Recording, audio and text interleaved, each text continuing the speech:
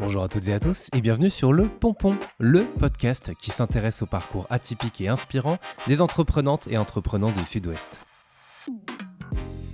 Je suis Théo Robache, animateur d'événements et de médias, entrepreneur soucieux du bonheur des autres, désireux d'aller à la rencontre de profils épatants pour vous partager leurs histoires. Au travers de ces rencontres, j'aime comprendre cette vibration si créatrice, si inspirante, si porteuse qui anime mes invités.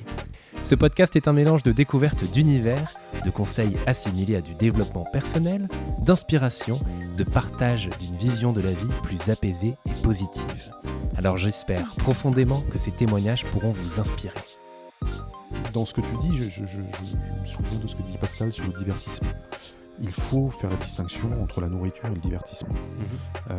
Aujourd'hui, quand tu es sur un écran où tu passes d'une information à l'autre, tu es dans le divertissement. C'est-à-dire, c'est pas forcément un amusement, tu te détournes de tes préoccupations, de tes soucis, de tes questionnements, qui ne sont pas forcément des soucis d'ailleurs. Là, tu es dans le divertissement.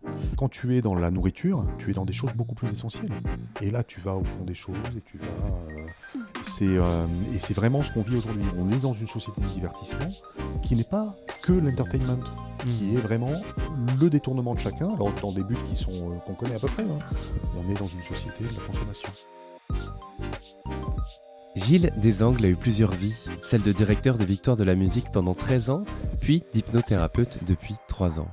On aborde son goût pour la musique, ses années passées chez Warner France, la direction d'une institution dans le milieu musical français, de culture et son virage vers l'hypnothérapie. Un épisode passionnant entre le pouvoir de l'art et celui de la thérapie. Alors je vous souhaite à toutes et à tous une très belle écoute. Bonjour Gilles. Bonjour Théo. Merci de me recevoir chez toi. C'est un plaisir. Pour faire cette interview. Je suis très content de te recevoir sur Le Pompon. Pour commencer, est-ce que tu peux te présenter s'il te plaît ? Alors je m'appelle Gilles Desangles, je suis hypnothérapeute à Bordeaux et je me sens très honoré de faire partie de cette théorie d'invité du Pompon que j'ai pu consulter dans les jours qui précèdent ce moment. Ouais, ravi également de te recevoir encore une fois. On va revenir évidemment sur tout ton parcours et puis parler d'hypnose bien sûr, mais il y a une partie victoire de la musique et je spoil déjà un petit peu de quoi on va parler. On y reviendra juste après. Tu voulais faire quoi quand tu étais petit ? Oula, quand j'étais petit, je n'ai plus vraiment ce souvenir-là. J'ai l'impression... mes premiers souvenirs remontent au tout début de l'adolescence, de ces premières ambitions-là. Et en fait, c'était presque des anti-ambitions. Tu sais, comme on dit des anti-modèles, ou on va dire des anti-héros. J'étais obsédé par l'idée de réparer tout ce que mes parents échouaient. Et ils échouaient à peu près tout ce qu'ils entreprenaient, donc il y avait du boulot. Que ce soit leur couple, que ce soit leurs activités pro. Et donc j'avais l'impression d'avoir la mission de réparer ce qu'ils rataient. Donc réparateur. Donc réparateur, exactement. Mais réparateur d'humains. Et aujourd'hui, réparateur d'humains, absolument. Ouais. Tu aurais pu aller faire de la mécanique et réparer des voitures. J'ai fait ça aussi. J'ai vu que tu avais fait des études de droit et Sciences Po. Alors, faire des études, c'est un petit peu... c'est évidemment à la lecture objective, c'est ce qu'on peut tirer comme conclusion. Ouais. Pour être tout à fait honnête, je n'ai fait que des premières années. Ok. Voilà, donc ça par contre, j'ai vraiment pas réussi. Ouais. Et j'étais un peu dans une urgence de travailler aussi, de gagner ma vie, d'être indépendant. Je me suis marié extrêmement jeune. Ouais. Et il fallait que je fasse, que je gagne de l'argent. Donc j'ai pas été vraiment loin dans les études, du tout. C'était quoi tes premiers jobs ? Mes premiers jobs, c'était, alors vraiment les premiers, c'était, j'ai vendu des encyclopédies de droit en 18 volumes de mémoire en porte-à-porte. Ah ouais. À La Rochelle. Ok. Donc pour te dire à quel point il fallait que je mange. C'était extrêmement difficile, mais en même temps ça a été extrêmement formateur parce que ça t'oblige à aller contre une timidité naturelle. C'est pas un mauvais souvenir. Et mon premier vrai boulot, ça a été vendeur de musique classique à la Fnac Bordeaux. Voilà, c'est là que j'ai vraiment commencé, à l'époque où elle était à Saint-Christoli, pour ceux qui s'en souviennent. Est-ce que tu y allais parce que tu avais besoin de boulot ou parce que déjà tu étais intéressé par la musique ? Et je dis déjà comme si c'était le cas. Mais... Alors oui, c'était le cas. J'étais vraiment intéressé par la musique. Je connaissais pas la musique classique, mais par des amis qui m'avaient dit tiens, il y a un poste qui se libère, j'ai postulé. Le responsable disque de l'époque m'a posé une ou deux questions. Genre, est-ce que vous pouvez me citer 3 compositeurs? J'ai cité Mozart, Bach et Vivaldi. Ok. Et il m'a dit, quand est-ce que vous commencez? Et le lundi suivant, j'avais enfilé mon gilet et c'était parti, quoi. Ok. Et alors, tu découvres quoi dans cet univers-là? Tu restes combien de temps à la Fnac? Je reste un peu là-dessus parce que ça a été quand Ouais. même un élément important pour la suite. Absolument. Écoute, d'abord, je découvre des clients et la relation avec des clients qui sont pour la plupart passionnés. C'est la grande période de l'explosion du CD. Donc, on vend beaucoup, beaucoup, beaucoup de musique Mhm. et beaucoup de supports physiques. Et j'ai des passionnés absolus qui veulent des versions spécifiques. Et pendant les premiers jours, je me souviens avoir été complètement affolé de la précision des questions qu'on me posait, alors auxquelles j'étais bien incapable de répondre. Et puis je me suis dit, bah, tu vas en profiter. Et j'ai à l'époque emprunté entre 3 et 4 disques par soir que j'écoutais pendant des heures et des heures. Et assez rapidement, j'ai connu mon rayon plutôt bien. Mhm. Et j'ai pris beaucoup de plaisir à ça, à apprendre, mais aussi à entendre. Je suis allé pas mal au concert, Ouais. voilà. Puis petit à petit, j'ai vraiment progressé dans ce domaine, sans devenir expert, mais j'étais honnête. J'étais un vendeur honnête, je pense. Et c'est à la fin d'un cycle comme ça qui a duré 10 mois, où j'ai bossé d'arrache-pied à la FNAC, que j'ai été sollicité par Warner Music à l'époque, Mhm. Warner Music France, pour devenir représentant en disque classique sur tout le sud de la France. Ok. Voilà. C'est comme ça Mhm. que je suis rentré dans une des grandes majors de l'époque, Ouais. enfin, qui est toujours d'ailleurs une des grandes majors. Parce qu'écouter 3, 4, 5 disques par jour, ça fait beaucoup. C'est énorme, Ouais. c'était énorme. C'était, C'est ouais. toi qui t'es imposé ce rythme-là? Ou c'était aussi Oui, un plaisir de découvrir c'était aussi pour moi l'occasion de trouver ma légitimité. Je Ouais. savais que si j'entendais pas ce qu'il fallait, ce qui sortait, je n'étais pas crédible. Mhm. Et je pouvais avoir des coups de cœur incroyables pour des nouveautés et en vendre autant que le reste de la France. Ouais. C'était très drôle, quoi. C'était parce que j'étais fou de ça, quoi. Ok. Ouais, et Voilà. oui, il y a de ça aussi, parce que Bien ce que je sûr. me disais, tu aurais pu être, entre guillemets, juste vendeur et donc faire ton boulot et savoir conseiller comme ça, mais là, vraiment, tu es allé en profondeur du sujet, quoi. Oui, oui. Ça t'a vraiment passionné. Tu disais que le classique avant, t'en écoutais pas un peu, mais pas tant que ça. Non, Hein, par culture, on n'écoutait pas de musique à la maison ou très Ouais. peu. Et c'est venu, ouais, à ce moment-là. Ok. Tu vas après chez Warner. Après, je vais chez Warner. Ouais, après, je vais chez Warner. Qu'est-ce Donc, qui te fait accepter? Alors, c'était très pragmatique. La fiche de paye, Ouais. je gagnais 3 fois plus qu'à la FNAC. Effectivement, ça aide pour En faire son débutant, choix. ça, Ouais. ça aide. C'était aussi pour moi l'occasion de bouger, je sillonnais la France, enfin le sud de la France, c'était passionnant, Mhm. de rencontrer des tas de gens nouveaux. Et puis il y avait un prestige à la maison de disques. Il y avait il y avait un côté très agréable là-dessus quand je disais à mes amis, même à ma famille, que j'étais rentré chez Warner. Il y avait un côté Ouais. un peu incroyable. Rien dans mon histoire ne me prédestinait à ça. Donc c'était déjà pour moi, j'avais l'impression d'être euh, dans une spirale ascendante qui était un peu vertigineuse, Ouais. mais très agréable. Ok. Très agréable. Une réussite qui est aussi validée par le regard des autres. Qui était Enfin, validé par le regard des autres, plus que par le mien d'ailleurs. En tant que réussite, moi j'ai jamais été trop dans ce sentiment-là. Mais il y avait un côté un peu grisant, ouais, un peu grisant. ok. Tu restes 7 ans plus tard, tu en deviens le directeur. Alors 7 ans plus tard, ouais, je deviens directeur de Warner Classic, ouais, absolument.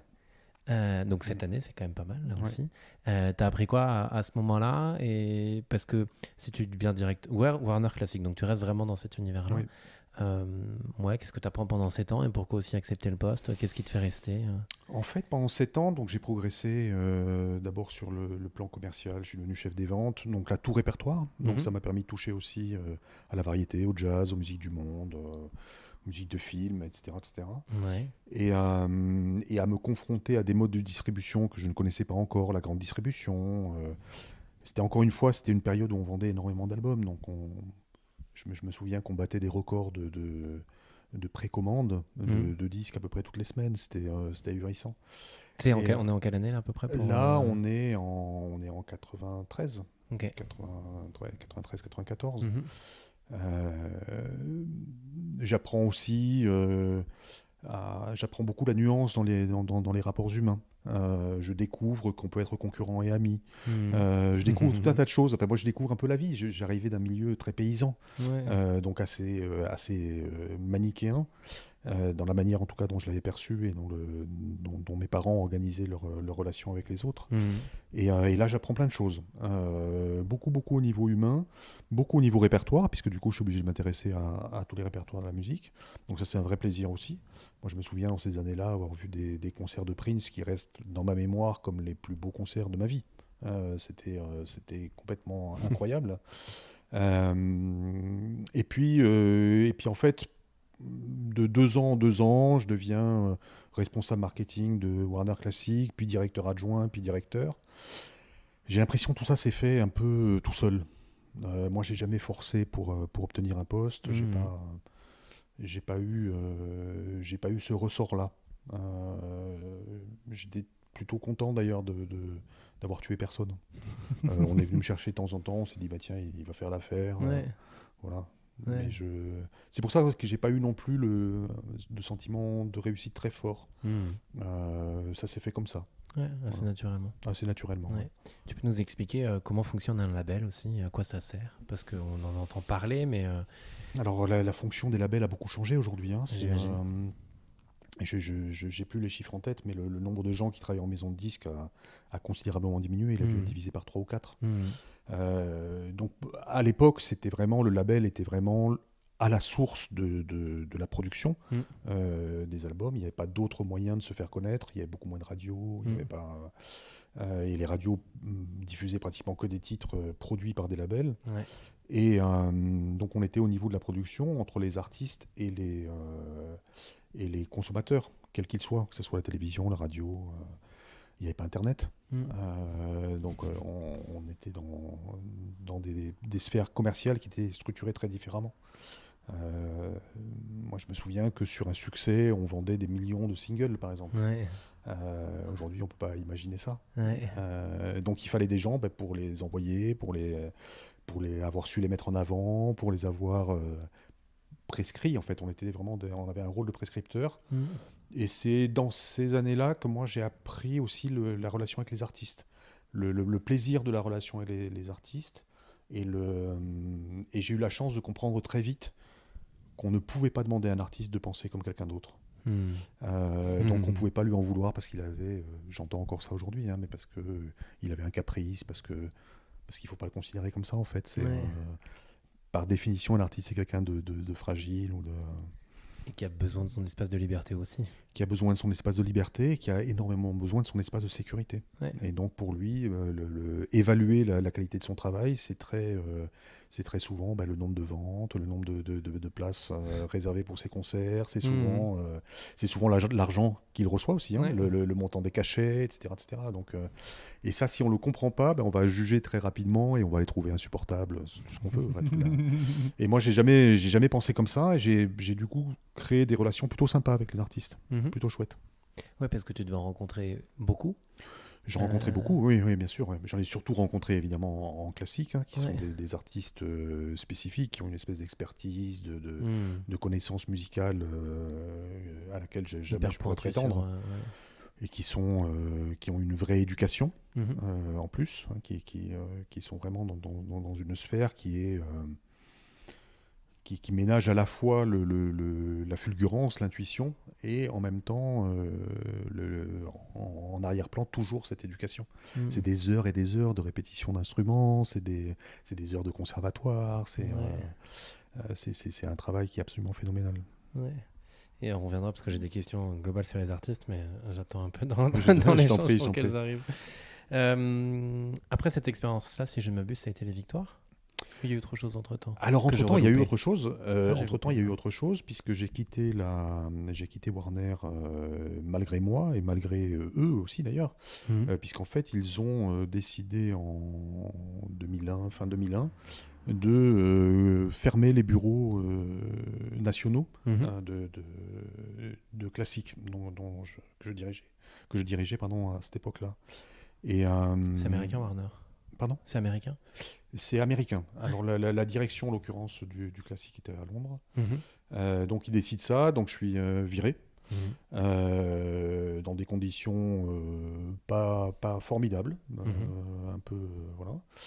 Et surtout à ce moment-là, je ne sais pas si je peux en parler là, mais ça correspond exactement, hein, dans la même semaine avec la disparition de ma femme. D'accord. Et donc je me retrouve là sans rien, sans boulot, seul à la maison avec 4 enfants. Et là, il faut rebondir. Et j'ai pas rebondi tout de suite. Là, pendant 2 ans, je crois que j'avais 2 ans de chômage ou 2 ans et demi de chômage. Mhm. Et pendant ces 2 ans et demi, je me suis beaucoup engagé. J'ai fait beaucoup de social. On parlait de Lille. Mhm. J'étais au Secours catholique à Lille Ouais. pendant assez longtemps. J'ai travaillé avec eux. Ok. Et c'était un moment aussi très formateur d'être confronté à la grande pauvreté, d'être confronté à des choses nouvelles pour moi. Mhm. Voilà. Ouais. Donc un vrai, un vrai- un Ouais, vrai break. Merci, ouais. Merci de te livrer et de le dire. Et pour le coup, oui, enfin, si je vais un tout petit peu en parler. Comment tu fais pour rebondir? C'est par l'engagement parce que là, pour le coup, tu as quand même deux choses importantes, enfin, vie familiale et professionnelle qui s'arrêtent. Enfin, qui s'arrêtent. En tout cas, en Oui, partie oui, pour la vie si, à familiale. ce moment-là, en plus, Puis il y a moi, quand je même le des vis comme enfants, ça. mais Ouais. ouais. Euh, et tu dis, et en gros, c'est par l'engagement que tu rebondis. Comment ça se passe? Et je pose la question parce que ben, ça peut arriver à tout le monde Mm. et il y en a qui le vivent peut-être en nous écoutant. Comment on fait à ce moment-là et qu'est-ce que tu te dis parce que tout s'arrête, quoi. On a à la fois l'impression que tout s'arrête et en même temps le fait d'avoir des enfants jeunes. Ma plus jeune avait 3 ans. Mhm.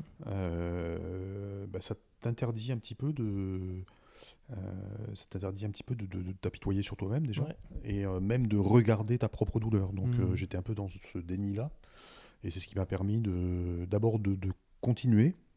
Bon an mal an pendant ces 2 ans, je faisais que du bénévolat, donc j'étais Mhm. et après voilà, c'est vraiment comme toujours finalement, c'est une rencontre Mhm. qui a fait que je suis rentré aux Victoires. Mhm. En fait, j'ai croisé le président de l'époque, qui était Vincent Frerbeau, le patron de Tôt ou Tard. Mhm. Je l'ai vraiment croisé dans la rue et il s'est tapé le front. Il m'a dit: bon sang, c'est toi que je cherche. Tu le connaissais déjà? Et je le connaissais bien. Ok. Tôt ou Tard avait été créé chez Warner Ouais. et on était assez amis. Et c'était un des rares à avoir été fidèle pendant ma période un peu difficile. Mhm. Et enfin fidèle, d'avoir été présent. Mhm. Je ne veux pas juger les autres surtout, et voilà, il me dit voilà, tu as 2 jours pour envoyer ta lettre de motivation, et si tu te débrouilles bien, bah, tu seras directeur des Victoires. Et je ne savais pas du tout ce qu'il fallait que je raconte tout ça, mais bon, peu importe, ça s'est passé comme ça, quoi. Ok. Et Ouais. alors toi, bon, c'était pas forcément un objectif parce que Ah ça non, du arrive, tout. c'est un gros hasard, hein, j'ai l'impression. Qu'est-ce qui te plaît dans le fait d'aller comment dire, cette proposition-là te plaît concrètement? Est-ce que c'est plus le fait de dire bon bah j'ai envie et besoin de quelque chose de nouveau? Qu'est-ce qui te fait y aller vers ça? Ce qui me fait y aller, c'est que c'est compliqué. C'est compliqué parce que les Victoires sont dans une situation un peu difficile, Mhm. que on me fait comprendre très rapidement qu'il faut que je mette les choses au clair, que il y a des doutes autour de la légitimité, autour de l'honnêteté, autour de tout ça, qui n'étaient pas fondés tous d'ailleurs, hein. Il y a des questions économiques à régler, etc. etc. Donc ça m'intéresse. Je me dis que c'est compliqué, donc ça va bien m'occuper. Et pour moi, c'est aussi le fait d'apprendre un nouveau métier, puisque à peu près la moitié du métier, c'est faire de la télévision. Ouais. On doit faire d'une part des palmarès et d'autre part faire de la télévision. Et ça, je ne connaissais pas du tout. Ouais. Parce qu'en étant en musique classique, j'avais été très peu confronté à la télévision. Mhm. Finalement, en plus, j'étais pas spécialiste du tout de la presse, j'étais pas voilà. Et donc c'est quelque chose à apprendre et ça m'amuse. Mhm. Donc pendant un peu plus de 10 ans, tu as été directeur des Victoires. 13 ans, ouais. 13 ans, 13 ans. effectivement, à partir de 2006. À partir de 2005. 2005, bah, Ouais. décidément.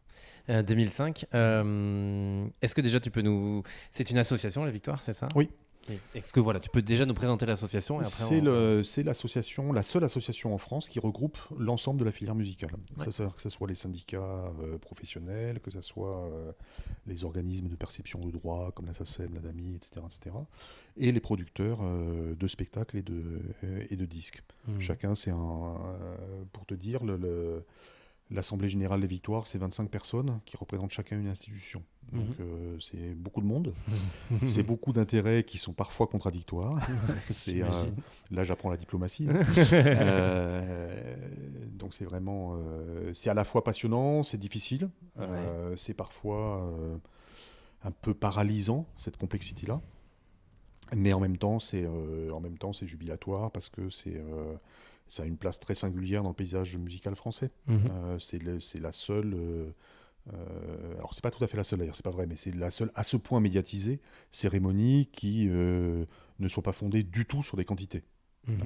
On s'en fiche que tu vendes 100 000 albums ou 25, c'est pas ça qu'on va récompenser. Et donc le métier s'autorise à dire à des spectateurs ce qu'ils pourraient aimer et pas ce qu'ils ont déjà aimé. Donc c'est une démarche qui est intéressante. Voilà. Et donc à la fois tu as cette partie effectivement association et regroupement, échange, etc. Et cette partie médiatique qu'on peut connaître, qui est divisée en 3 parties si je ne m'abuse, tu vas nous les développer.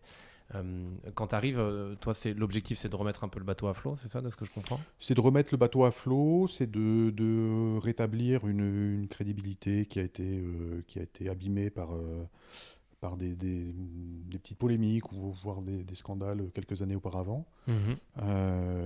Et puis surtout de faire travailler tout le monde ensemble, de donner même une crédibilité en interne dans le métier. Il y avait vraiment ces 2 pôles, quoi. Il y avait à la fois travailler vis-à-vis de l'image extérieure et en même temps en interne rétablir une espèce de crédibilité, encore une fois, sans que ce soit complètement possible. C'est-à-dire que quand tu dois célébrer une année de musique avec 13 récompenses ou 14 récompenses, tu vas faire plus déçus que d'heureux. Et les déçus, crois-moi, sont assez bons dans la critique. Je sais pas si tu as remarqué, mais quand tu vas au cinéma, tu n'aimes pas un film, tu peux en parler pendant beaucoup plus longtemps que quand tu l'as aimé. Les mots pour ne pas aimer sont plus nombreux. Donc, et souvent, quand tu vas au restaurant pour le noter, tu vas plutôt le noter quand tu n'as pas du tout aimé que quand ça s'est à peu près bien passé. Exactement. Ok. Donc, est-ce qu'on connaît le mieux, c'est les victoires de la musique ? Oui. Point. Il y a les victoires de la musique classique et les victoires de la musique jazz. Absolument. Sur plutôt déjà les victoires de la musique, comment on prépare une édition aussi importante ? C'est nos Grammy, les Grammy Awards français. Comment on prépare ça ? Comment ça se passe ? Parce que nous, on vit une soirée, mais il y a énormément de choses, j'imagine en préparation. C'est un peu le temps fort quand même de l'assaut. Il y a beaucoup de choses en amont. Il y a d'abord la constitution d'un palmarès. Ça commence par le recensement de tout ce qui a été publié, tout ce qui a été commercialisé dans l'année. Ce qui est énorme. Ce qui est énorme, qu'on répartit par catégorie. Après, on soumet ces catégories à un vote. De ce vote sort donc un ensemble de nommés et des lauréats. Personne ne connaît les lauréats. On n'a pour l'instant qu'une base de données, si tu veux, de nommer. Et à partir de cette liste, on doit faire une émission de télévision la plus cohérente possible. Sachant que tu dois être cohérent en essayant de refléter au mieux la réalité. La réalité de la musique à cette époque-là, et c'était encore vrai en France, c'est à la fois de la variété française très classique, du rap, du rock, etc. Donc des musiques électroniques, de la musique du monde. Voilà, il faut montrer tout ça et en même temps essayer de trouver une unité. Ce qui est pratiquement c'est la quadrature du cercle.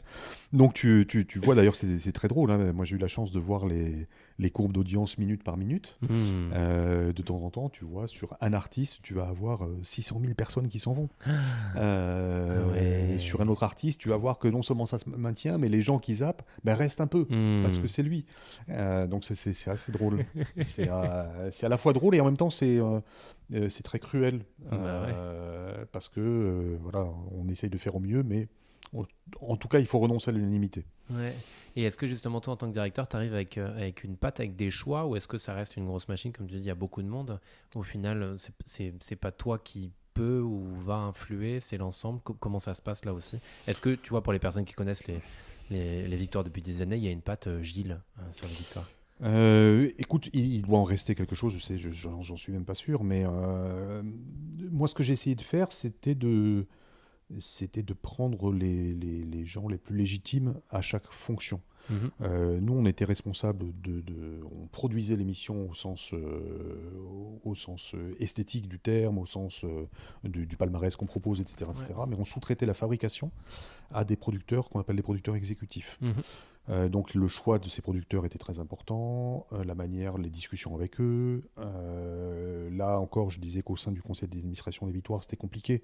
Mais quand tu te retrouves entre un producteur exécutif, avec un caractère un peu fort, une chaîne de télévision qui a des objectifs, des impératifs, et une filière musicale qui en a d'autres, ben, il faut trouver un juste milieu. Ce qui peut d'ailleurs parfois affadir un peu le propos, parce Ouais. qu'on est obligé de concilier tous ces intérêts-là. Et en même temps, ben, on y arrive. Chaque année, on y arrive. Le grand truc, c'est que c'est un vrai direct, que c'est un direct très long, qu'on a très peu de répétitions. Chaque artiste répète environ 20 minutes. Hein. Ouais. Alors, pas musicalement, il a répété Oui, avant, non, bien sûr, mais sur pour les scène, caméras, pour tout ça, ouais. les lumières, tout ça, c'est des challenges qui sont intéressants. Ouais. Et alors, est-ce que toi, il y a déjà une édition qui t'a marqué plus qu'une autre? Non, je ne saurais pas dire ça. Non? Et je ne saurais pas dire ça. Chacune a eu des moments forts, chacune a eu des grandes joies. Ce qui est sûr, c'est qu'on n'a jamais eu de véritable catastrophe. Ce qui est une vraie performance sur des directs aussi De cette complexes. ampleur, ouais. Pour te dire, le soir de l'émission, donc les Victoires de la musique, on distribuait plus de 1000 badges. Donc il y a 1000 personnes qui sont rémunérées pour travailler ce soir-là. Coordonner tout ça, c'était toujours assez exaltant. Et en même temps, concrètement, je coordonnais pas tout, Dieu merci. Hein, Ouais. mais Tu je savais coordonnais tout les ce qui se passait. coordinateurs, ouais. Voilà, je savais tout ce qui se passait et voilà, et j'essayais d'apporter au moins un peu de calme Ouais. dans cette tentation télévisuelle de l'hystérie, hein, Ouais. qui est un des moteurs de la télé, Mhm. et que j'essayais de pondérer. Ouais. Comment on fait justement pour préparer ça? C'est de l'événementiel, hein, très clairement. Exactement. Préparation pendant des mois pour un soir. Mm. Comment toi tu fais pour te préparer, pour gérer cette adrénaline-là? Tu vois, c'est vrai que voilà, moi j'organise des petits événements jusqu'à présent, mais tu as quand même cette adrénaline du moment et parfois la veille tu dors pas, parfois quelques jours avant. Vu l'ampleur de ce que représente un événement comme celui-ci, comment toi tu as, d'un point de vue perso, pour justement après tu disais apaiser les gens le soir même ou faire en sorte que ça se passe bien, comment tu gères ça, cette pression aussi quand même? Alors moi la pression, elle a plutôt tendance à m'apaiser. J'aime Ok. plutôt ça. Ouais. Celle-là en tout cas, parce qu'elle elle est assez légitime. Donc ça m'a pas semblé très difficile. Mhm. Euh, j'ai plutôt bien dormi les veilles, peu parce qu'on n'avait pas le temps, Ouais. mais plutôt bien dormi. En fait, tout repose sur notre capacité à déléguer et à faire confiance, à recruter des gens de confiance et à accorder cette confiance, faire ces paris-là. Et les gens te renvoient très rarement, te déçoivent très rarement quand tu les aimes vraiment, Ouais. quand tu leur fais vraiment confiance. Moi, j'ai créé vraiment des relations qui étaient très immédiates avec des gens que j'ai jamais revus, mais qui étaient super fortes et super belles en fait. Mm. Et c'est vraiment il fallait pas oublier en fait à ce moment-là qu'on était là pour servir des artistes. Ouais. Après, si X ou Y chante bien ou mal, ça on n'y est pour rien. Oui. Mais nous, on aura au mieux on aura essayé de lui donner les meilleures conditions possibles. Mhm.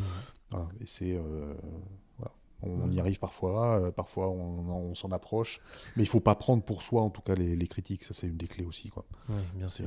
On n'est pas responsable de tout. Ouais.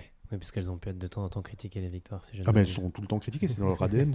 C'est presque c'est consubstantiel des victoires, il faut le savoir. Mais je dois dire que ça fait partie des choses qui m'ont fatigué à un moment, Ouais. de devoir répondre sempiternellement aux mêmes choses. Ça pouvait être fatigant à la fin. J'imagine. Mais, ouais, Ouais. vraiment. Des artistes, t'en as vu beaucoup, Ouais. à croiser beaucoup. Est-ce qu'il y en a qui t'ont plus marqué que d'autres? Et si oui, pourquoi? Parce que forcément, tu crées du lien et je me rends pas compte en même temps, parce que c'est pas toi qui vas les choisir. Enfin, c'est-à-dire Non, que non, c'est effectivement, effectivement. ils ont potentiellement un intérêt à être en lien avec toi ou à te connaître, etc., à te voir. Mais c'est pas toi qui les choisis de toute manière. Non. Donc, mais malgré tout, t'en as quand même rencontré, t'en as croisé. Il y a eu des moments avec des artistes incroyables. On reçoit Bachung pour quelques jours avant sa mort. Il est mort 5-6 jours après les victoires. Ça a été un moment complètement exceptionnel. L'homme était exceptionnel, il avait toujours été exceptionnel. Là, ça a été un moment complètement suspendu, d'une émotion incroyable. Après, j'ai pas trop envie de distinguer parce qu'il y a eu il y a eu ouais, vraiment des moments incroyables, des performances aussi incroyables. Puis des apparitions, des gens, la première fois qu'on reçoit Stromae, il se passe un truc de dingue. Mais la première fois qu'on reçoit Camille, il se passe un truc incroyable. Incroyable. On sait à ce moment-là qu'il y a quelque chose de différent. Christine and the Queens, c'est sa première performance, je me souviens. Le producteur qui l'embêtait, le producteur exécutif qui l'embêtait, qui voulait pas qu'elle se jette des paillettes sur le visage parce qu'après il allait falloir balayer. Bon, argument que j'ai balayé pour le coup d'un revers de main. Mais là, à ce moment-là, il fallait être là, par exemple, tu vois. Ouais. C'était vraiment, ça faisait partie du moment. Mais après, j'avais une équipe avec moi. Bien J'avais sûr. des gens très compétents qui travaillent avec un cœur incroyable pour que ça se passe bien. Et justement, ces artistes, qu'est-ce qui fait qu'ils arrivent là? Tu vois, et, bon, après, ça fait un lien avec aujourd'hui l'hypnose et la thérapie et le développement de soi, pour le coup. Est-ce que tu as réussi, en les croisant, à déceler ce qui faisait que pour eux, ça fonctionnait? C'est un Je désir. prends les artistes parce que c'est dans Oui, le bien milieu sûr, dans lequel oui, t'étais, je pourrais aller bien ailleurs, sûr, mais- mais je te dirais la même chose d'écrivain, ou je te dirais la même chose d'autres formes d'art. C'est le croisement entre un désir profond et un besoin incommensurable. Mm. Et quand les deux sont réunis, et que tu as un peu de talent, Mhm. ben, les clés sont là. Pour moi la vraie différence entre les artistes, on va dire, c'est vraiment ça. C'est vraiment à la fois l'énergie, le désir et le besoin. Mm. Voilà, si tu as les trois, sans aucun doute, tu réussiras. Mais comme toi dans ton métier. Mm. À un moment donné, tu auras besoin de ça, de sortir ces trois arguments-là. Mhm. Et c'est... voilà. T'as dit tu m'as dit 13 ans, c'est ça, de Oui. Victoire? Pourquoi tu pars? Ou si c'est toi qui pars ou... C'est moi qui pars. C'est moi qui pars. Je pars par fatigue. Ouais. Parce que donc oui, excuse-moi, mais Je t'en excuse-moi prie. de te couper, je le fais de temps en temps, pardon. Il y a les Victoires de la musique qui m'ont dit, mais il y a aussi classique et jazz. Oui. C'est-à-dire que tu as 3 événements dans l'année, Oui. dont le plus connu est les Victoires de la musique, Oui. parce qu'il est sur France 2 en prime time. Et il y a les autres aussi, effectivement, à développer. Ça représente, et je vais plutôt aller là-dessus, ça représente quoi les deux autres en termes d'audience, en termes de visibilité? Bah, en termes d'audience, les trois sont assez faibles. On vise pas des audiences colossales. Ça reste des cérémonies, Mhm. des cérémonies de remise de prix. C'est pas une tradition en France. Il Mhm. n'y a pas le côté américain. Mhm. Même si, tu vois, les Grammys, les années sont très différentes. C'est très irrégulier les résultats. Mhm. Ouais. Pareil pour les Brits en Angleterre, qu'on nous citait pendant très longtemps en exemple, et ils ont eu des années catastrophiques. Mhm.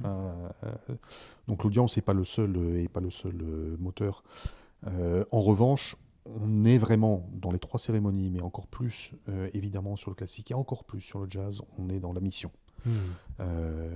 On montre en classique, on montre en prime time sur France 3 des artistes qu'on ne voit jamais de l'année. Jamais. Qui sont des artistes incroyables, qui sont capables de transmettre des émotions absolument incroyables, qui ont un travail derrière eux, qui ont un talent absolument ahurissant et qu'on ne voit jamais. Pourquoi? Parce que c'est pas vendeur. Parce qu'aujourd'hui, pour beaucoup de la télé, l'intérêt c'est quand même de vendre de la lessive entre deux contenus plus ou moins intéressants. Ouais. Et que la part culturelle, c'est purement culturel, est passée un peu à l'as. Alors, France Télévisions fait plutôt bien son boulot, Mhm. que ce soit sur France 3, sur France 5, mais les audiences sont pas là.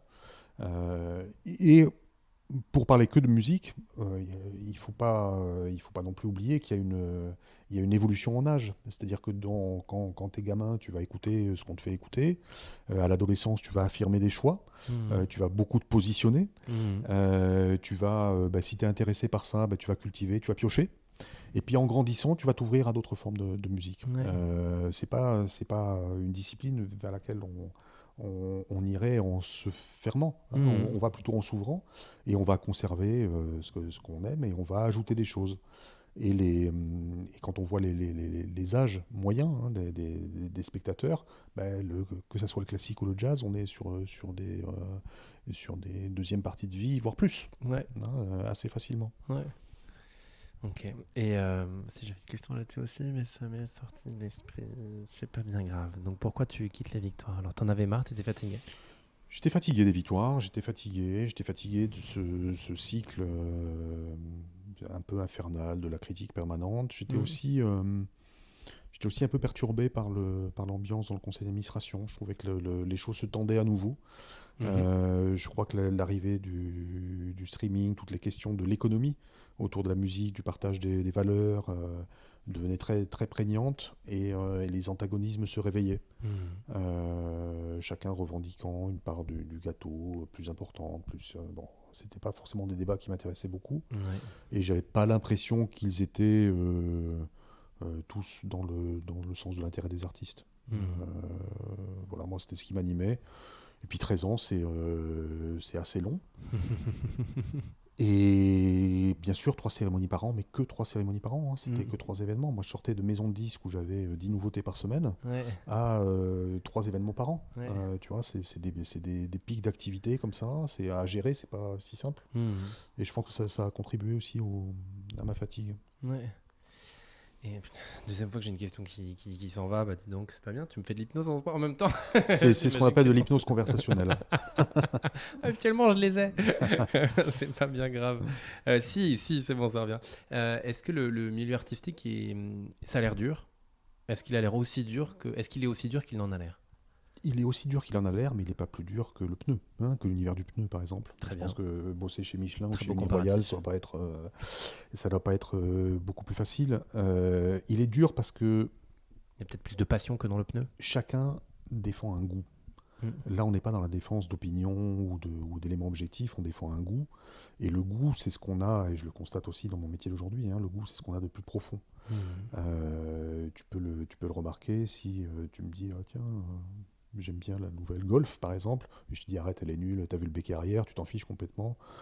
Parce que toi, tu vas me dire, non, regarde les performances, la consommation. Tu vas avoir des éléments objectifs. On sort du cinéma. J'ai adoré le film, tu l'as détesté, ça va Ouais, être plus compliqué. ouais. Ça va être plus compliqué. Moi, je vais très mal vivre la remise en cause de mon goût, en fait. Et à partir de là, ça a tendance à attendre Mm. beaucoup de choses. Puis encore une fois, les artistes font vivre énormément de monde. Et cette chaîne de valeur, elle est complexe à appréhender. Euh, et c'est difficile de ne pas être fan. Mais si tu veux travailler avec un artiste, il ne faut pas être fan. Mm. Sinon, Mm. tu perds beaucoup de choses, beaucoup d'arguments, beaucoup d'efficacité. Quand tu aimes quelqu'un, tu aurais envie d'être son ami, puis il faut savoir que c'est pas forcément ce qui est le plus intéressant pour lui ou pour toi. Enfin, il y a Mm. plein de questions humaines qui se posent en permanence, et ça me nourrissait plus. Ouais. Mm. Ça me nourrissait plus, ou en tout cas plus assez. Ouais. Et la culture aussi, pour le coup, je pense à ça, mais la période Covid n'était pas forcément essentielle. Pourquoi, d'après toi, ça l'est, si ça l'est d'ailleurs? La culture. Ouais, je vais plus large là, dans une question plus vaste. Non, et bien sûr, j'entends ce que tu dis, et évidemment, Parce que même dans nos vies, ça peut être quelque chose qu'on peut mettre de côté. Alors ça dépend effectivement des profils, mais. en fait, tu le mettras jamais complètement de côté. C'est-à-dire Mhm. que ce que tu mettras de côté, c'est la culture élitiste.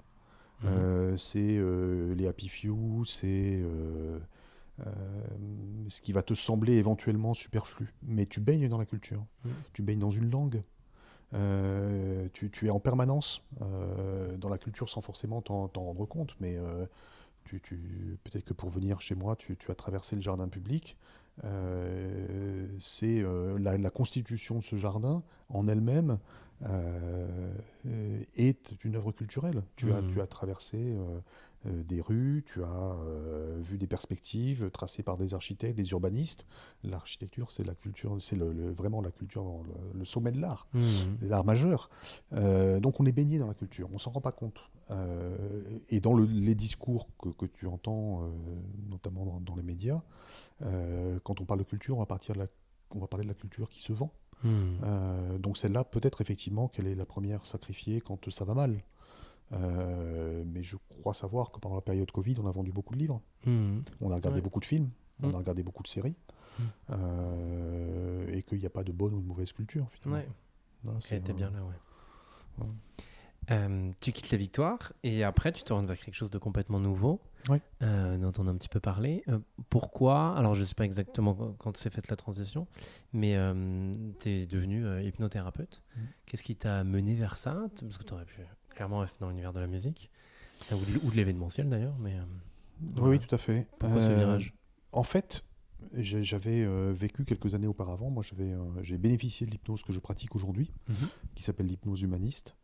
Bon, on l'a évoqué un peu tout à l'heure, donc je peux en parler. J'ai fait ce qu'on appelle faire un deuil en hypnose humaniste, 10 ans après la disparition de ma femme, et ça a changé ma vie. J'ai rencontré une hypnothérapeute bordelaise, absolument formidable, qui en 1 heure et demie, 2 heures, a enlevé un poids sur mes épaules absolument colossal.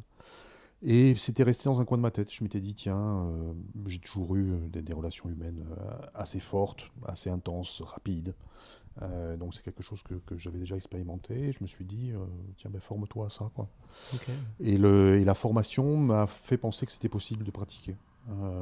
Parce que c'était sérieux, parce qu'on avait beaucoup comment dire, ce qu'on appelle nous des fusibles. On avait beaucoup de moments où on sait qu'il ne faut pas aller plus loin. Mhm. Et notamment, dans l'esprit du grand public, l'hypnose, c'est quelque chose de manipulateur. Donc Mhm. moi, c'était quelque chose que je ne voulais surtout pas. Je ne veux pas manipuler les gens, donc je me demandais comment ça se passait. Est-ce qu'on pouvait faire de l'hypnose sans manipuler? Ouais. Et on peut. Moi, c'est ce que je fais tous les jours. Et ça m'a beaucoup motivé. Ouais. Ouais. Ça m'a beaucoup motivé. Alors, c'était pas tout à fait simple parce que c'était vraiment alors là, pleine période Covid. Pour s'installer, il y a meilleure période. Il y a meilleure période. On peut Quelle le que dire. soit l'activité, globalement, il y a meilleure période. Hop. Ouais.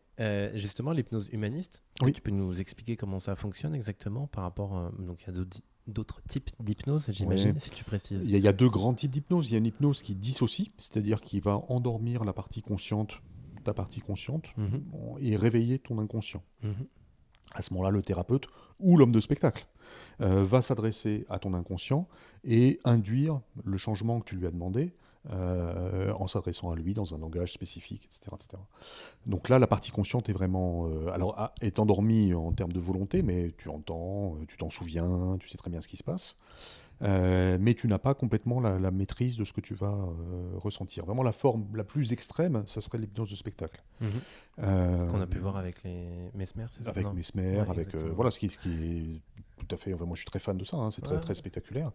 Je sais pas si je l'aimerais pour moi d'ailleurs, le vivre en tant que cobaye.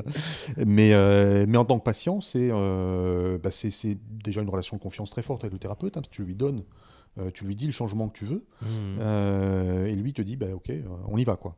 Ouais. Et je vais induire le changement en toi, alors par des tas d'artifices, hein, des métaphores, des manières comme ça d'induire le changement qui sont très subtiles. Mhm. Et puis l'hypnose humaniste, elle travaille presque à l'inverse, c'est-à-dire que plutôt que de séparer le conscient, d'approfondir le fossé entre le conscient et l'inconscient, on va faire réunir les deux. On va réunir les deux jusqu'à faire grandir le conscient et le faire rejoindre le niveau de l'inconscient. Mhm. Donc là, non seulement on est conscient, mais on parle beaucoup, on échange, on est dans un état qui est un peu difficile à définir comme ça.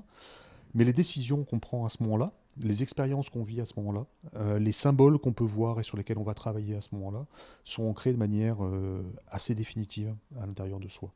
Mhm. Donc là, on va travailler beaucoup sur toute tout l'héritage, on va dire, de Jung, le psychanalyste, qui était un des héritiers et aussi une des personnes qui a fait évoluer la psychanalyse freudienne vers autre chose. Donc on travaille sur ce qu'on appelle les archétypes, sur l'enfant intérieur, hein, dont on entend beaucoup parler aujourd'hui. Mais j'invite tous ceux hein, qui ont expérimenté la rencontre avec l'enfant intérieur à le faire sous hypnose humaniste. C'est vraiment extrêmement différent. C'est-à-dire cette sensation de réalité, cette sensation de pouvoir le réparer, de pouvoir le guérir, de pouvoir travailler avec lui, est absolument passionnante. Et ça induit vraiment des changements durables et très positifs. Donc c'est clairement une forme de thérapie pour le coup. C'est une forme de thérapie, ouais. Ouais. On va dire d'accompagnement. D'accompagnement. Voilà, d'accompagnement. Pourquoi tu veux préciser?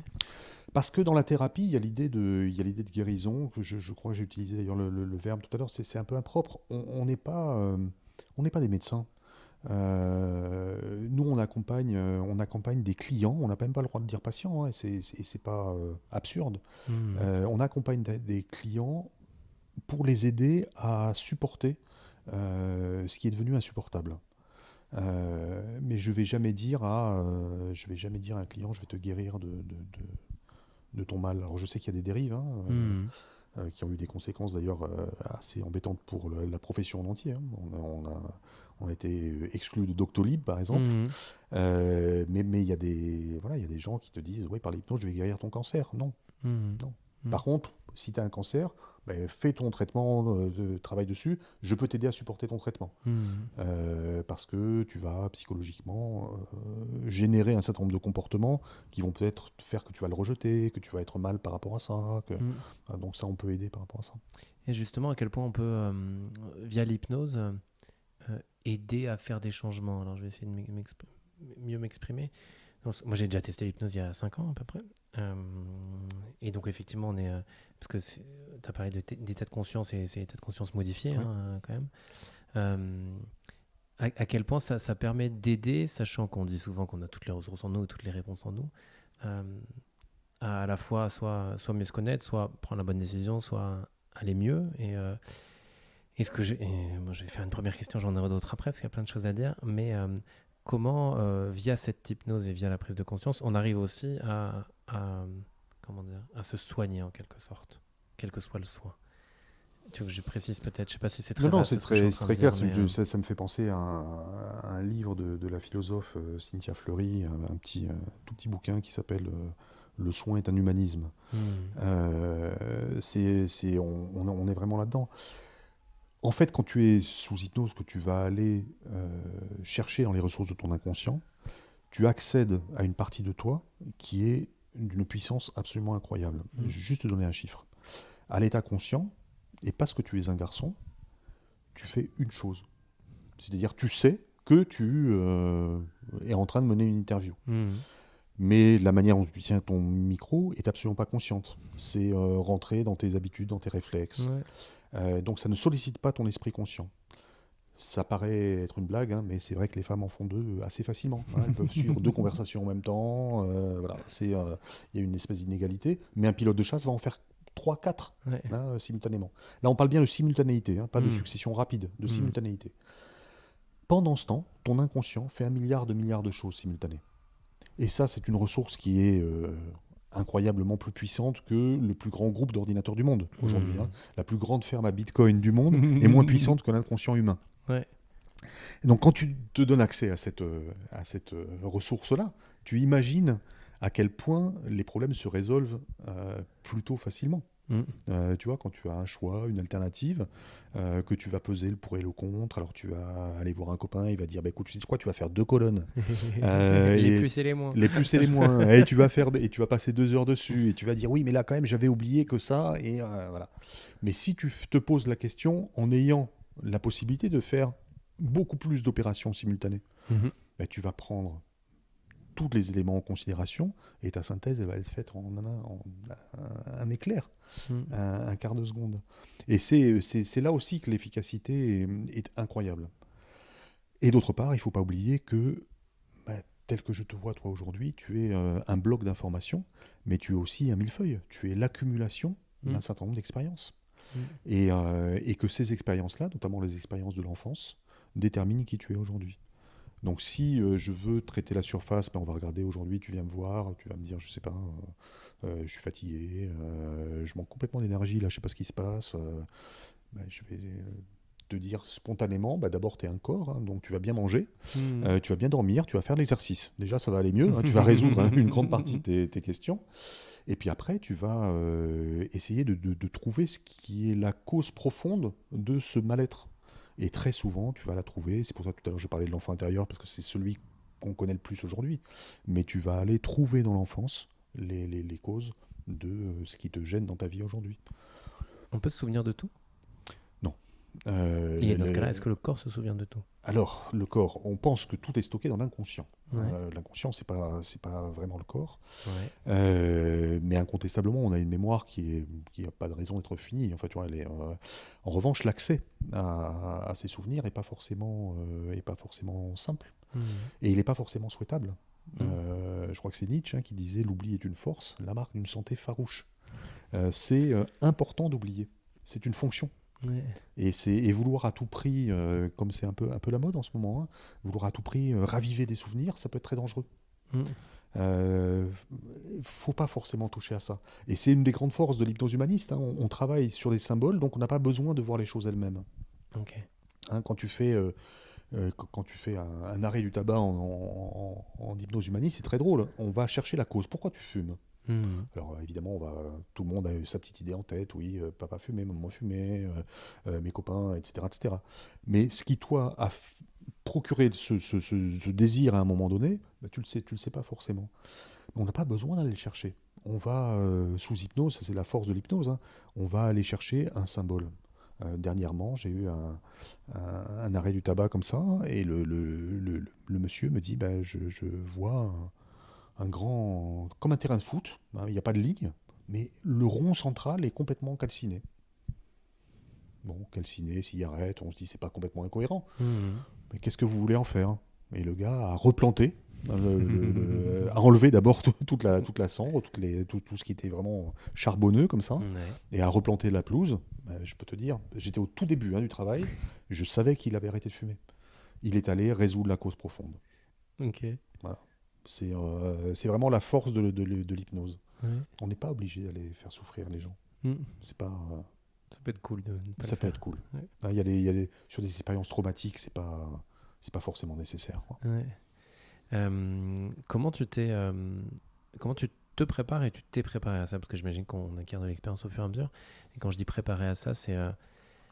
tu cites des philosophes, donc on va parler de ça aussi, parce qu'il y a peut-être un côté philosophique dans tout ça. Et quand tu disais que parfois tu prenais des références pour expliquer certaines choses, et aussi comment on se protège d'une certaine manière, parce que, et là, quelle que soit la thérapie, mais en tout cas l'hypnose, comment on se protège de ce que racontent les autres ou de ce qu'on va chercher, parce qu'émotionnellement, c'est quand même très fort. Enfin, ça peut être très fort. C'est très souvent très fort. Hein. On entend des histoires assez incroyables, parfois très douloureuses. Comment te dire ? On est dans un exercice. Moi, je sais que je suis. J'ai besoin toujours d'un moment de grand calme avant une séance. Et ça, je me le réserve, quel que soit le temps que j'ai, je me le réserve. Après, tu es entièrement disponible pour l'autre. C'est-à-dire que finalement, t'es pas atteint parce que c'est pas toi dont il s'agit. Parfois tu es rattrapé. Hein. Parfois quelqu'un va te citer un truc, va te dire et ça va être exactement dans ta souffrance du moment ou dans un truc tellement précis que tu peux être rattrapé. Mais il faut à ce moment-là se reprendre. Tu es pas là pour te soigner toi. Voilà. À partir de ce moment-là, je vais pas dire que ça glisse sur toi parce que tu es touché en fin de journée, tu es fatigué, etc., etc. Mais tu dois rester assez neutre, tu dois éviter de projeter beaucoup, hein, sinon tu vas essayer de formater l'autre. C'est pas la question. C'est vraiment, il faut avoir une écoute active, il faut entendre son désir, parfois derrière ce qu'il dit. Hein, c'est un des enseignants qu'on avait pendant ma formation disait partez du principe que la personne que vous avez en face de vous ment. Parce qu'elle n'a pas encore établi le rapport de confiance, parce qu'elle n'a pas forcément envie d'aller chercher au fond, elle se dit peut-être que si j'arrange juste la surface, ça va suffire. Je vais juste cacher ça, voilà. Il ne le verra pas. Exactement. Donc il faut trouver la cause réelle de la venue des gens. Ouais. Et ça, on y arrive au bout d'un moment quand même, ou ça va ? On y arrive au bout d'un moment, après c'est aussi un parcours de vie, tu sais, moi j'ai toujours fait ça. J'ai toujours fait ça en fait. J'ai l'impression aujourd'hui, l'hypnose est une technique qui me va bien. C'est 90% je pense de ce que je fais, mais j'ai fait des séances sans hypnose du tout. Parce que c'est pas le besoin ou le désir de la personne. Il faut s'adapter en permanence. Et est-ce que ce que tu faisais avant, avec les victoires, avec ton métier dans le milieu artistique, te sert aujourd'hui ? Tous les jours. Ouais. Tous les jours. Sous quelle forme ? D'abord sous l'expérience que j'ai acquise de la connaissance de l'autre. C'est très frappant. Alors c'est vrai dans nos vies, mais dans la relation thérapeutique, c'est encore plus fort. Quand tu reçois quelqu'un pour la première fois, tu sollicites finalement toute ton expérience de la rencontre de l'autre. Dans la première minute, tu sais énormément de choses. Tu sais, c'est la fameuse intuition, la première impression. Et après, on te dit, il ne faut pas se fier à ta première impression, parce que des fois, pourtant, c'est à ce moment-là que tu vas solliciter le plus de choses en toi. Ouais. Tu auras tout observé. Donc, quand tu le fais professionnellement, tu es encore plus pertinent déjà, mais encore plus précis dans la recherche des éléments que tu peux rechercher. Et moi, mon expérience, j'ai eu la chance de rencontrer des gens qui avaient tellement rien à voir les uns avec les autres. Et d'avoir eu des bonnes relations avec des gens tellement différents. Quand tu organises les victoires, je sais pas, tu passes 10 minutes avec le gars qui s'occupe du cocktail, juste avant de recevoir le ministre de la Culture. Et ce switch-là, il est passionnant, parce que c'est la vie en fait. Ouais. Parce que c'est la vie, parce que moi je viens plutôt de l'univers du gars qui organise le cocktail. Enfin, pas qui organise d'ailleurs, hein, qui fabrique les brochettes. Ouais. Et en même temps, tu parles au ministre de la Culture et c'est super agréable. Ouais. Et tout ça est très chouette, et c'est la réalité. Parfois, des gens que je reçois qui connaissent un peu mon parcours me disent mais c'est quand même moins intéressant de recevoir des gens lambda entre guillemets que de tomber dans les bras de Stevie Wonder. Non, en fait, le moment il est aussi fort. Ouais. Le moment il est aussi fort. Est-ce que les personnes qui réussissent, c'est celles qui se connaissent le mieux? Alors ça, j'aimerais bien te dire oui, mais je crois pas. Ouais, non, mais c'est intéressant. Mais je crois pas du tout. Parce que je trouve qu'on on peut avoir une quête de connaissance de soi, et en Ouais. plus avec tous les livres de développement personnel qu'il y a en tout genre, on peut se dire, une fois que je me connais, c'est bon, quoi. C'est la limite, pardon, hein, je veux pas être trop assertif, mais dans l'idée même de développement personnel, il y a quelque chose d'un peu pervers. Ouais. C'est-à-dire il y a l'idée que chacun pourrait réussir selon des canons qui sont établis par celui qui a écrit le bouquin de développement personnel. La plupart du temps, ça renvoie à un échec. Quand tu renvoies à un échec, tu renvoies à un déficit de confiance en soi, d'estime de soi. Et là, derrière, il va falloir travailler. Pour les gens qui ont besoin de se connaître pour réussir, la thérapie est formidable. Mais il ne faut pas oublier que la plupart des Français ne consultent pas de thérapeute. Et pour la plupart d'entre eux, ça se passe très bien. Les gens qui viennent nous voir, c'est des gens qui ont des questionnements, qui ont éventuellement des problèmes. Tu vois, faut jamais oublier ce prisme-là. Ouais. C'est finalement très peu de gens. Alors oui, pour les gens qui en ont besoin, la thérapie est une clé de la réussite. Mais je ne connais pas du tout son parcours, hein, mais je ne suis pas sûr que Bernard Tapie, qui à un moment donné représentait la réussite en France, hein, dans les années 80, c'était la réussite, je ne suis pas sûr qu'il soit allé voir beaucoup de psy. Il est peut-être allé en voir après, mais je ne suis pas sûr qu'à ce moment-là, il en ait eu besoin. Des avocats peut-être après, plutôt. Plus je des sais pas. avocats. J'ai mis un petit doute, mais C'est ça. effectivement. Et ça fait le lien aussi avec le fait que la définition de la réussite dépend de tout un chacun. Complètement. Ouais. Et on parlait des artistes avant. J'ai eu des artistes en consultation. Tu peux pas dire à un artiste, je vais te mettre sur tes deux pieds, tu vas être parfaitement équilibré, tu vas aller super bien. Parce que à quel moment il va créer la belle chanson d'amour? C'est après une rupture, hein, c'est pas, tu vois, c'est pas quand tu vas bien, que tu es sur Tinder, que tu rencontres 2-3 filles par semaine. Tu vois, ça, c'est pas ça que tu vas raconter. Ouais. Écoute, les belles chansons, c'est souvent des chansons un peu avec une part de drama. Quelle que soit sa réalité d'ailleurs, peu importe. Mais c'est des vraies questions, ça. C'est des vraies questions. Et est-ce que toi, aujourd'hui, tu continues, j'imagine, on disait juste avant, mais à lire, à te renseigner sur le sujet, sur l'hypnose, à continuer? Un peu tout le temps. Ouais. Un peu tout le temps. Et surtout, là, depuis quelque temps, je relis globalement, je revois des films, je m'étais un peu coupé de ça. Je réécoute de la musique de manière beaucoup plus importante. En fait, tout te nourrit. Tout te nourrit. Et tu transmets, tu peux tout transmettre. Je lis le dernier Toussaint. Il y a une anecdote de son enfance sur l'apprentissage de l'écriture. Ça va nourrir quelques-unes de mes séances. Parce qu'il raconte qu'il a, sur ses premières lignes d'écriture, il a un incident, il fait un pâté sur sa page. À l'époque, on écrivait à la plume. Et il dit que c'est son premier accident professionnel. Mais il l'a vécu comme ça. Il se souvient du désespoir intérieur quand il s'est rendu compte que sa ligne ne serait pas parfaite. Et voilà, il avait, je sais pas, 4 ans. Ouais. 4-5 ans. Et c'est évidemment des moments très formateurs dans la vie de chacun. Tu parlais de nourriture. Est-ce que là aussi, on n'a pas tendance à trop vouloir se nourrir? On parlait en plus de télé tout à l'heure et d'ordinateur. Je pars sur des questions peut-être un chouïa plus philosophiques, mais on est tout le temps, enfin dans les personnes, moi je le suis, ce matin je faisais un atelier de code développement en calculant le nombre d'heures de chaque tâche que j'avais à faire par semaine, ce qui représentait beaucoup, peut-être un peu trop.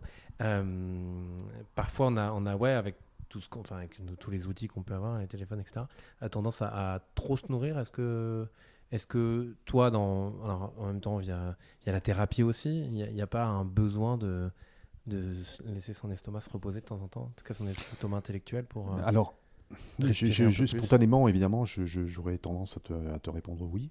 Déjà parce que je t'aime beaucoup. T'as le droit de répondre non, évidemment. Ta réponse sera la bonne. Mais dans ce que tu dis, je me souviens de ce que dit Pascal sur le divertissement. Il faut faire la distinction entre la nourriture et le divertissement. Aujourd'hui, quand tu es sur un écran où tu passes d'une information à l'autre, tu es dans le divertissement. C'est-à-dire, c'est pas forcément un amusement, tu te détournes de tes préoccupations, de tes soucis, de tes questionnements, qui ne sont pas forcément des soucis d'ailleurs. Là, tu es dans le divertissement. Quand tu es dans la nourriture, tu es dans des choses beaucoup plus essentielles. Et là, tu vas au fond des choses et tu vas...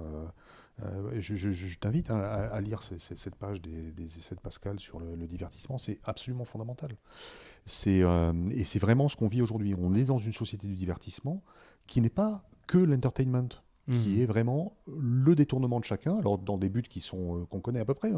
On est dans une société de la consommation. L'humain est devenu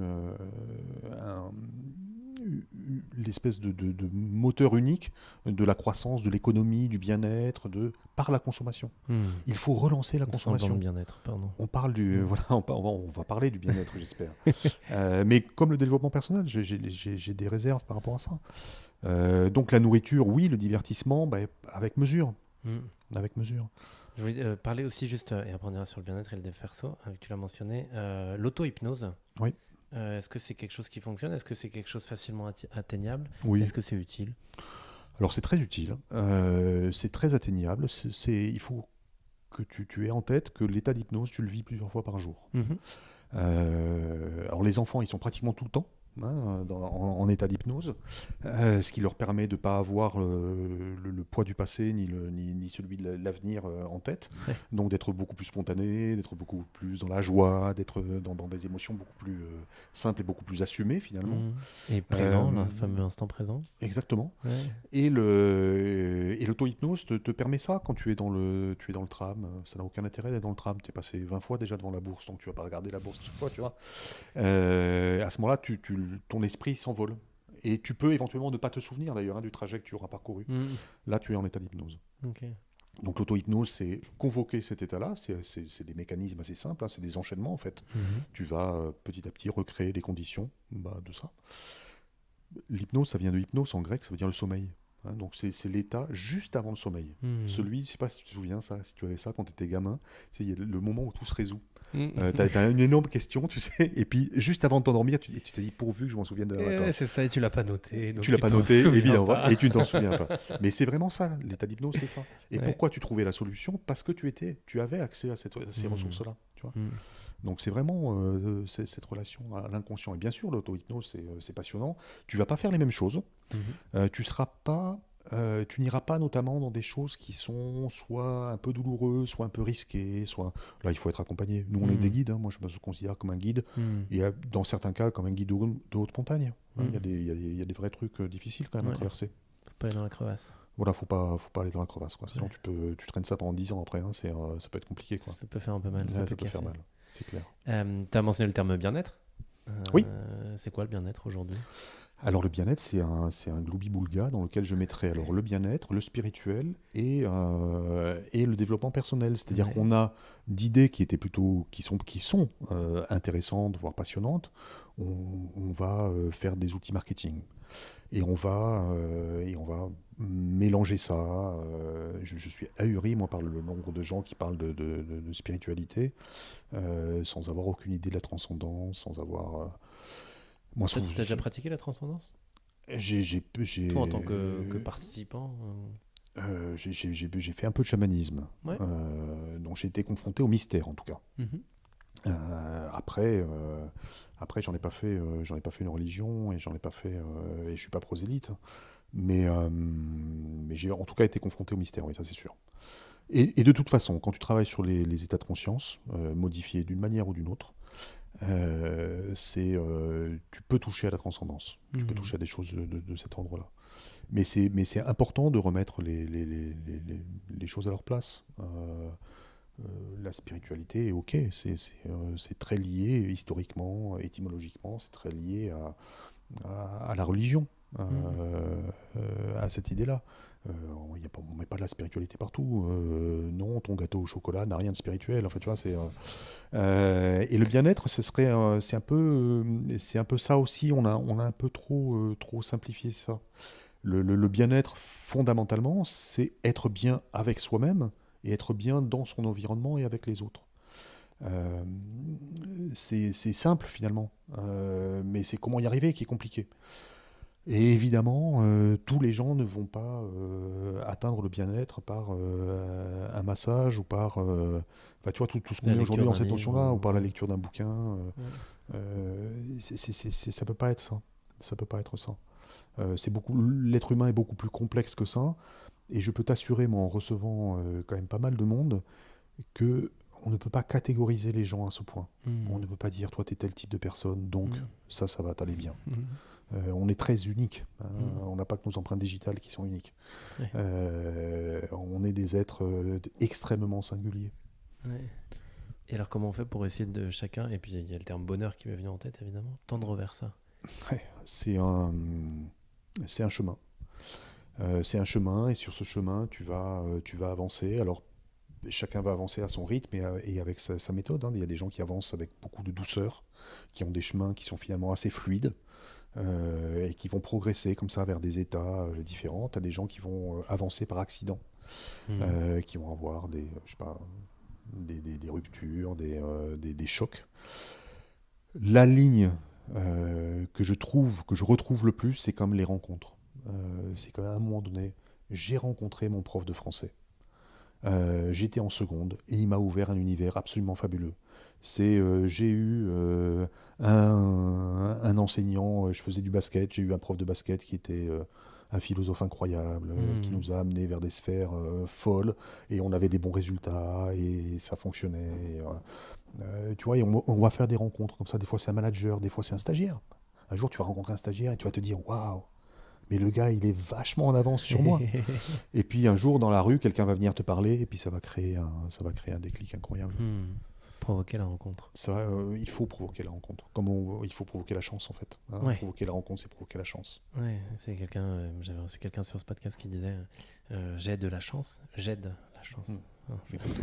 Les deux vont de pair, je trouve.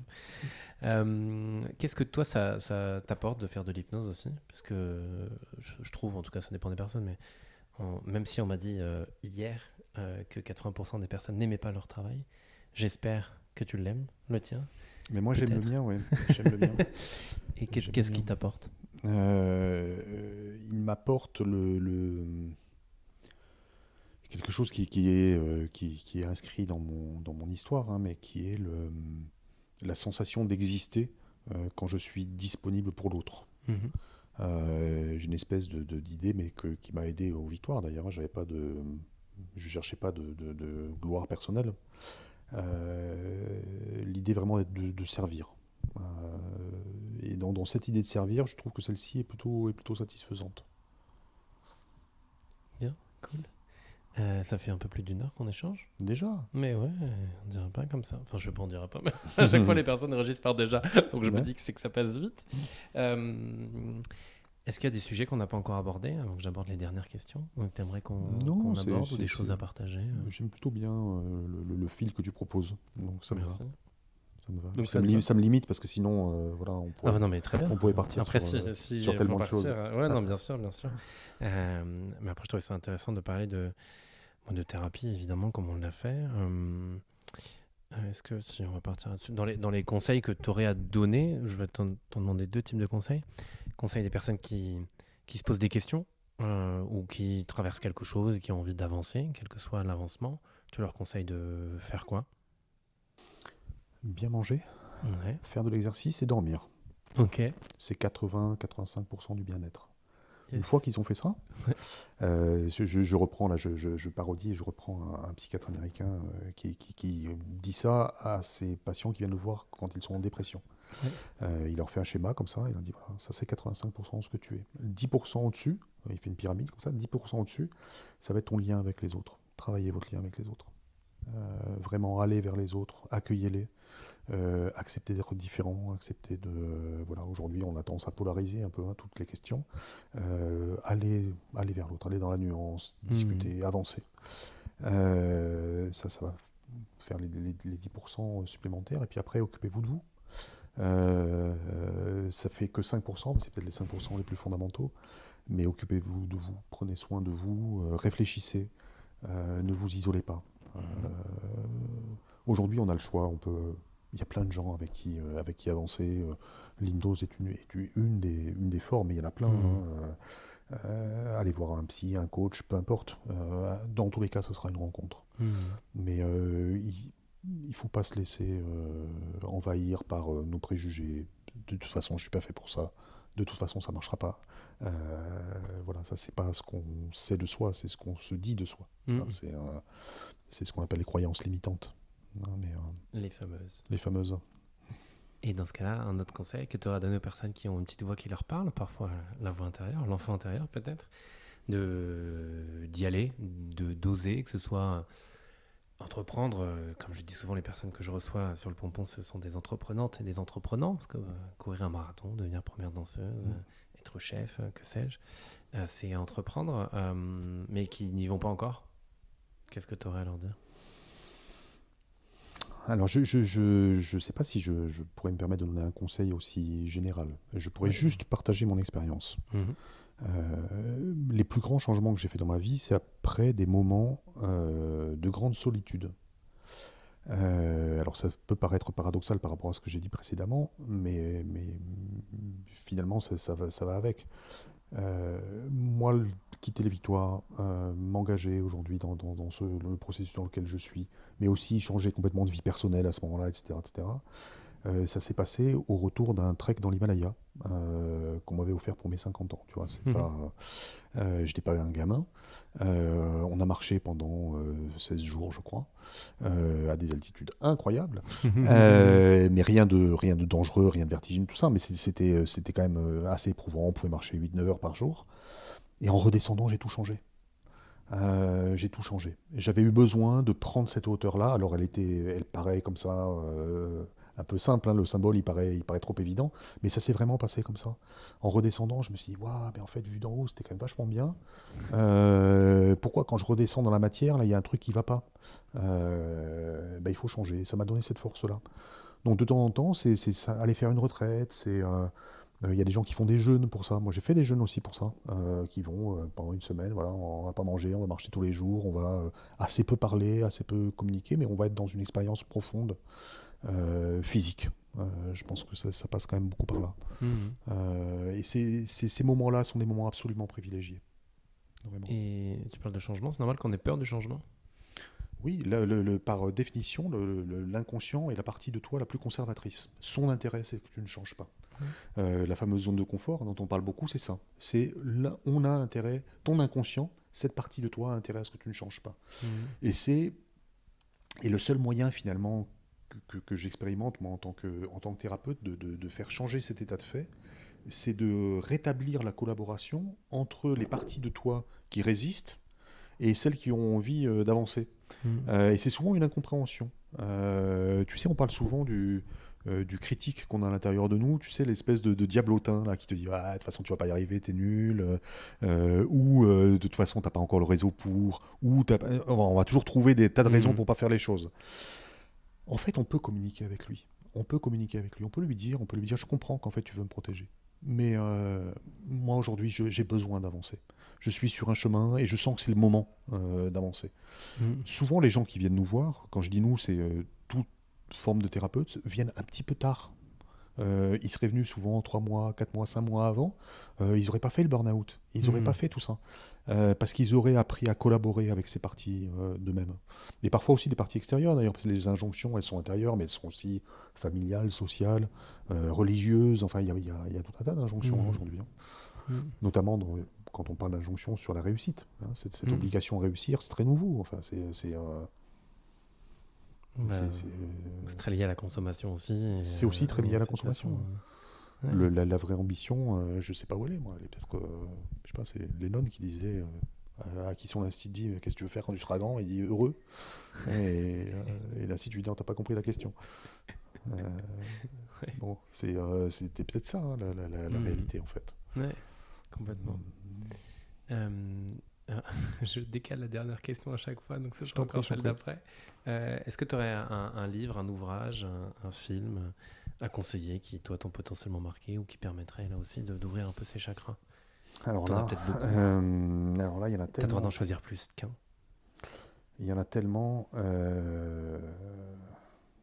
Moi, j'ai pas un livre phare.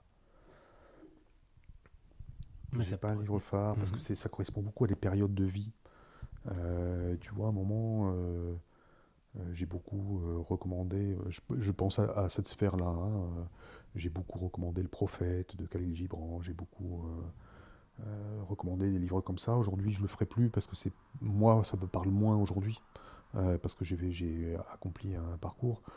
Moi, je crois surtout qu'il faut laisser aller son intuition, hein. Des fois, il faut aller chez un copain, voir un bouquin sur le coin de la table et se dire bah tiens, je peux te l'emprunter, quoi. Il faut vraiment faire ça. C'est un peu pareil pour toutes les disciplines artistiques, parce que tu vois, comme on est dans le domaine de la pensée, spontanément on va se dire un film ou un livre. Mais va voir chez Piapia, là la galerie Piapia au Chartron, va voir l'exposition de Jean-Marc Larentec. Ça va te nourrir pour des mois et des mois. Tu vas voir du beau à chaque coin de mur, et ça va te remplir en fait. Trop bien, j'irai la voir alors. Mais j'espère, et je présenterai Jean-Marc d'ailleurs, je suis sûr que tu voudras le recevoir. Ah bah, donc c'est quelqu'un de passionnant. Avec grand plaisir, très chouette. Et donc enfin, sauf s'il y en a une qui viendra d'ici là, qu'est-ce qui t'anime au quotidien? Qu'est-ce qui m'anime au quotidien? Il n'y a pas un jour qui ressemble à l'autre. Je pense que le vrai mouvement, il est vivant. Tu sais, cette conscience-là, quoi. Moi, ce qui m'anime au quotidien, c'est de me lever, d'aller prendre ma douche et de me sentir vivant sous l'eau qui coule, quoi. C'est quand même un truc de dingue. Tu sais, tout à l'heure, on a évoqué un petit peu la philosophie, on a évoqué cette question-là, mais elle a quand même été inventée pour consoler l'être humain de la conscience qu'il avait d'être mortel. Aujourd'hui, on perd cette conscience d'être mortel. Moi, j'ai des consultants à qui je fais remplir des frises chronologiques. Et je leur dis, voilà, t'as 42 ans, t'es une femme, tu vas vivre, voilà, la moyenne d'âge, l'espérance de vie, c'est 83-84 ans. Mais regarde ce qui te reste à vivre, quoi. Tu vois, et donne du sens à ça, en fait. Quand ils regardent la frise, ils se disent, ah ouais, il est temps que je m'en occupe quand même. Tu vois, mais aussi, regarde, tu vois, t'as encore tes parents. Regarde, eux, le temps qu'il leur reste à vivre. Ah ouais, il te reste peut-être que, en théorie, hein, si on se base sur des statistiques, 7-8 ans à vivre avec eux. Peut-être que ça va te rendre un peu plus indulgent. Peut-être que tu vas les appeler un peu plus souvent. Peut-être que, tu vois, c'est toujours cette question-là, hein, la question philosophique, elle est là.